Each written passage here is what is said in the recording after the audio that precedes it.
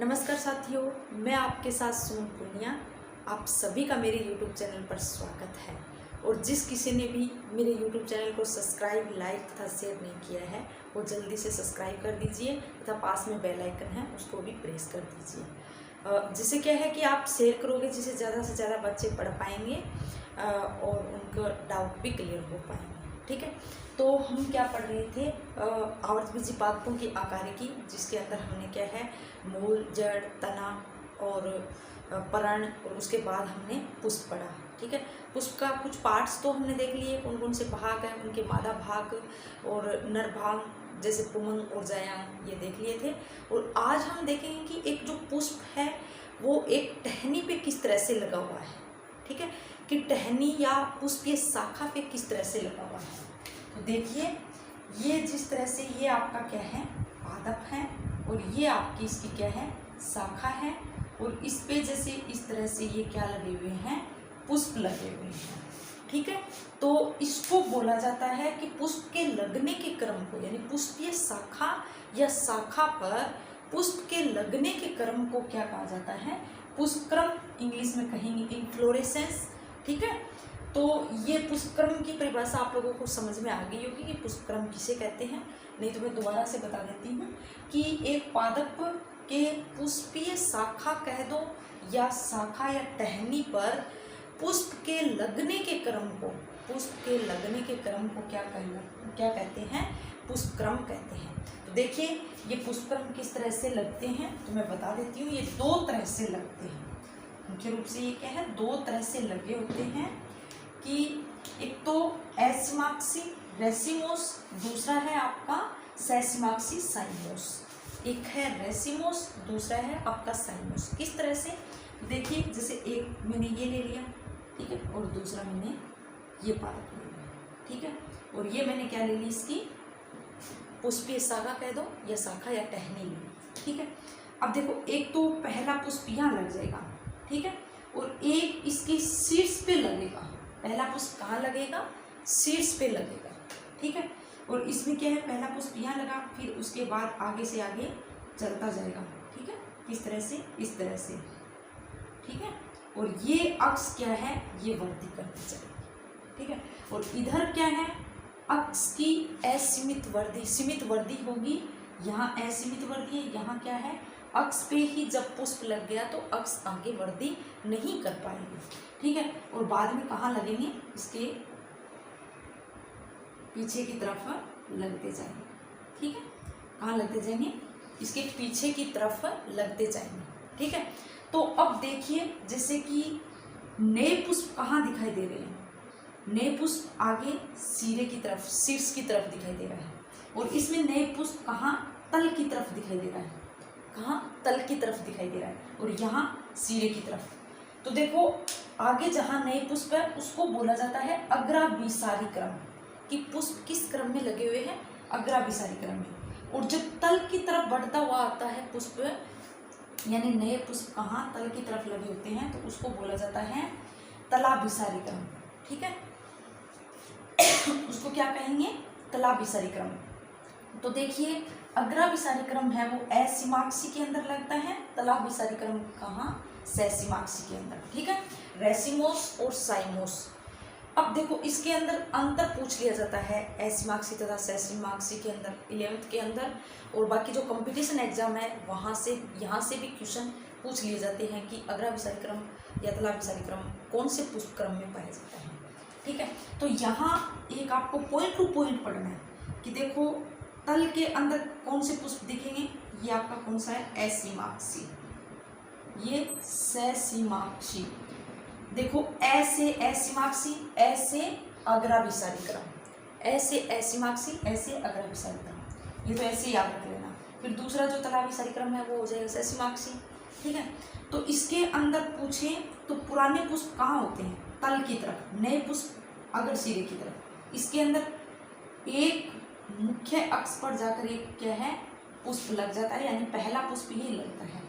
फिर उसके बाद क्या है, इस तरह से लगते जाते हैं। तो तल की तरफ क्या है नए पुष्प, और अक्ष की तरफ या शीर्ष की तरफ क्या होगा, पुराने पुष्प होंगे। ठीक है। तो उसके बाद देखो हम एक एक को पढ़ेंगे, पूरे इनके अलग अलग प्रकार दिए गए हैं, ठीक है। अब देखो इनके प्रकार, असीमाक्षी के प्रकार। असीमाक्षी को 6 भागों में बांटा गया है। तो कौन कौन से आपके देखिए, पहला है प्रारूपी या रेसीम, ठीक है, प्रारूपी या रेसीम। इसके अंदर क्या होता है कि पुष्प इस तरह से लगा होता है, ये एक पादप है, पादप की पुष्पीय शाखा, और इस पे ये पुष्प, ये क्या है, पुष्प वृंत कि इस प्रारूपी के अंदर क्या होंगे, सवृंत पुष्प होंगे, कि वृंत होगा, उसके अंदर क्या होगा, वृंत होगा, ठीक है। और इसके पास में ये क्या दिख रहा है, ये सहपत्र है, ठीक है। देखो उसके बाद देखो इसका एग्जाम्पल देखना है, सरसों और गुलमोहर, ठीक है। इसके 2 एग्जाम्पल याद रखने हैं आपको, एक सरसों, एक क्या है, गुलमोहर। तो प्रारूपी के अंदर क्या होता है कि वृंत होता है, पुष्प के साथ वृंत होता है, ठीक है, ये याद रखना है। अब देखो स्पाइक, स्पाइक यानी सूकी, इसका एग्जाम्पल है पालक। तो इसके अंदर क्या होगा, इसमें वृंत नहीं पाए जाएंगे, पुष्प वृंत नहीं पाए जाएंगे, क्या है, पुष्प सीधा पुष्पासन के थ्रू टहनी से जुड़ा हुआ होगा, ठीक है। तो प्रारूपी यानी रेसीम और स्पाइक में क्या अंतर समझ में आया कि रेसीम में क्या है, पुष्प वृंत पाया जाता है, जबकि स्पाइक में क्या है, पुष्प वृंत नहीं पाया जाता है। तो एग्जाम्पल याद रख लेना, सरसों और गुलमोहर प्रारूपी का हो गया, और सूकी यानी स्पाइक का क्या हो गया, पालक, ठीक है। तो नेक्स्ट देखिए स्थूल मंजरी, स्थूल मंजरी, यह है स्थूल मंजरी यानी स्पेडिक्स। इसके अंदर क्या होगा कि पुष्प इस तरह से, ये पुष्पीय शाखा हो गई, इसके ऊपर क्या है, पास पास में पुष्प लगे होंगे, पास पास में पुष्प लगे होंगे, और वो भी कैसे होंगे, अवृत होंगे,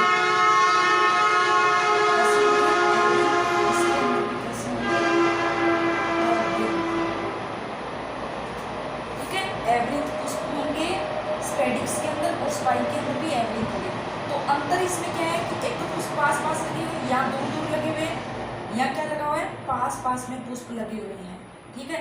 और देखो ये जो सहपत्र है, सहपत्र क्या है, पूरा का पूरा इन पुष्पों को ढक लेता है, ठीक है, इन पुष्पों को ढक लेता है कौन, सहपत्र। जैसे आपने मक्की खाई होगी, मक्की देखी होगी, उसके ऊपर क्या है, सहपत्र से ढका हुआ होता है, फिर अपन उखाड़ के देखते हैं तो उसके अंदर क्या निकलते हैं, फल निकलते हैं। और रियल में फल किन से बनते हैं, आपके पुष्प से ही बनते हैं, ठीक है। और याद रखना वो जो उसके अंदर पुष्प होते हैं वो अवृंत होते हैं, उनके अंदर क्या है, वृंत नहीं होता है। तो एग्जाम्पल याद रखना, मक्का, नारियल, अरबी और केला, मक्का, नारियल, अरबी और केला। इसके एग्जाम्पल बहुत इंपॉर्टेंट होते हैं, इन सबके एग्जाम्पल से ही पूछा जाता है, ठीक है, मोस्टली एग्जाम्पल से ही पूछा जाता है, कभी कभी ऐसे भी पूछ लेते हैं। अब नेक्स्ट देखिए मंजरी, नेक्स्ट क्या है आपका मंजरी, जिसको बोला जाता है कैटकिन, ठीक है। इसके अंदर क्या होगा कि पुष्प वृंत होगा, उसके ऊपर अवृत पुष्प लगे हुए होंगे, वो भी पास पास लगे हुए हैं, इसके जैसे ही है, लेकिन इसके ऊपर क्या है, सहपत्र से ढका हुआ नहीं है, ठीक है। एग्जाम्पल है सहतूत, एग्जाम्पल क्या है, सहतूत। सहतूत आपने देखा होगा, इस तरह से ये डंडी सी होती है, और इसके ऊपर इस तरह से वो सहतूत खाने वाले लगे होते हैं, क्या उसके ढका हुआ है, नहीं।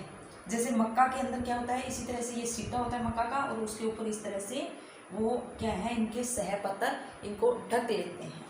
लेकिन जो कैटकिन है, जो मंजरी है, उसके अंदर क्या है, आपका सहपत्र नहीं ढकते हैं, ठीक है।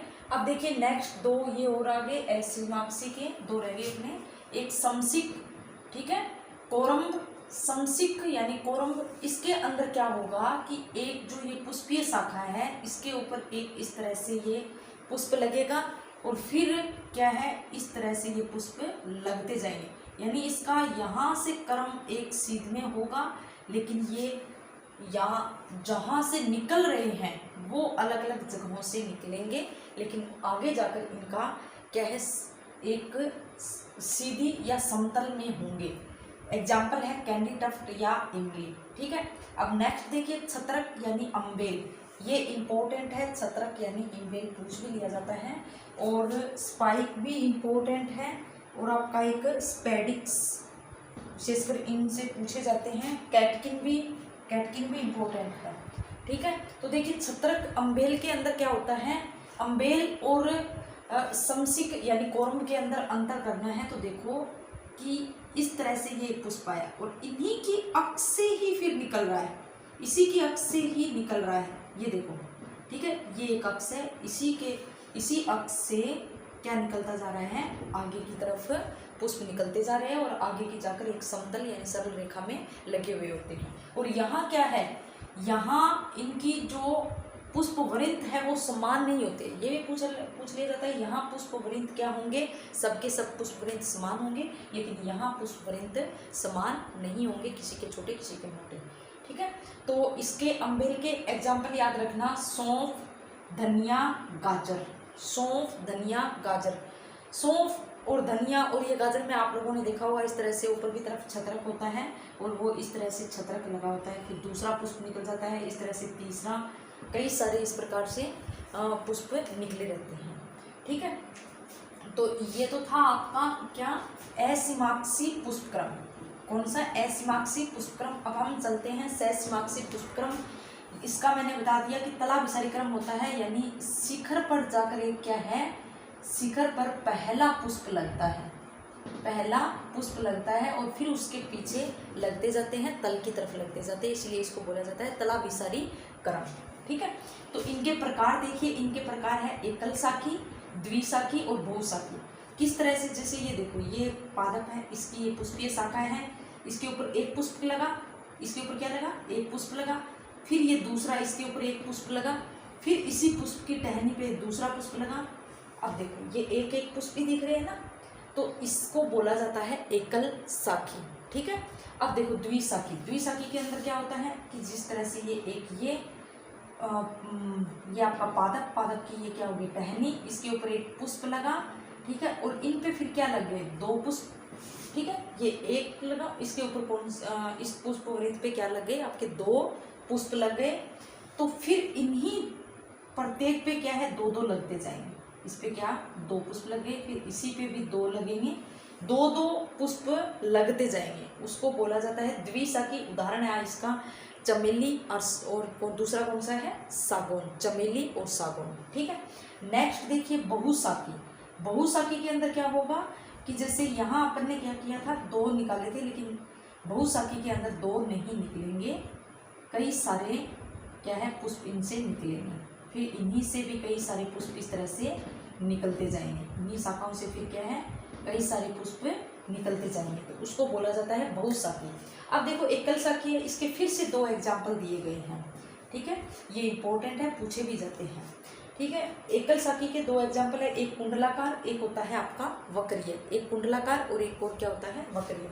तो ये किस तरह से होगा कि जैसे मैंने ये बताया, ये इससे एक पुष्प निकला, फिर इसी से, फिर इससे, यानी कि इसकी दिशा समान रहेगी, जैसे ये जा रहा है फिर वो वैसे नीचे गया, फिर वापस इधर आया, कि ये अपनी दिशा नहीं चेंज कर रहा है, समान दिशा में। जैसे यहाँ से, जैसे मान लिया यहाँ बता देते हैं, ये पुष्प निकला, फिर इसके इस तरफ, जैसे इसके कौन सी तरफ हो गई, बाईं तरफ, ठीक है, इसके बाईं तरफ पुष्प निकला, फिर इसके भी बाईं तरफ कहाँ होगा ये, फिर इसके भी बाईं तरफ, इस तरह से ये करके क्या है, ये कुंडलन बना लेगा, तो इसको बोला जाता है कुंडलाकार। एग्जाम्पल है आलू, ठीक है। लेकिन वक्रीय में क्या होगा, वक्रीय में देखो, वक्र के अंदर क्या होगा कि एक ये पुष्प निकला, इसके कौन सी साइड में निकला, बाईं तरफ, फिर दूसरा पुष्प जो निकलेगा वो कहाँ निकलेगा, दाईं साइड, ठीक है, चेंज कर रहा है ना अपनी दिशा, फिर इसकी बाईं साइड निकलेगा, फिर वापस से दाईं साइड, फिर बाईं साइड, फिर वापस से दाईं साइड, फिर बाईं और फिर दाईं, इस तरह से ये वक्र जैसी संरचना बनाएगा, तो इसको बोला जाता है वक्रीय। एग्जाम्पल है इसका कपास, ठीक है। तो आज के लिए इतना ही, बाकी हम नेक्स्ट वीडियो के अंदर देखेंगे। तो आज हमने क्या पढ़ा था, पुष्पक्रम यानी इनफ्लोरेसेंस, एक पुष्पीय शाखा या शाखा पर पुष्प के लगने के क्रम को हम लोगों ने देख लिया, और फिर वो किस तरह से लगा हुआ है ये चीज़ हम लोगों ने देखी, ठीक है। तो बाकी हम नेक्स्ट वीडियो में देखेंगे, और पढ़ते रहिए। जो भी डाउट हो आप मेरे को कमेंट में ज़रूर लिख दीजिए, और वीडियो को ज़्यादा से ज़्यादा शेयर, लाइक, सब्सक्राइब कीजिए, और जिससे क्या है मेरे को मोटिवेशन मिलेगा और अच्छे से अच्छे वीडियो मैं आपके सामने लेके आऊँगा। Okay, bye, take care.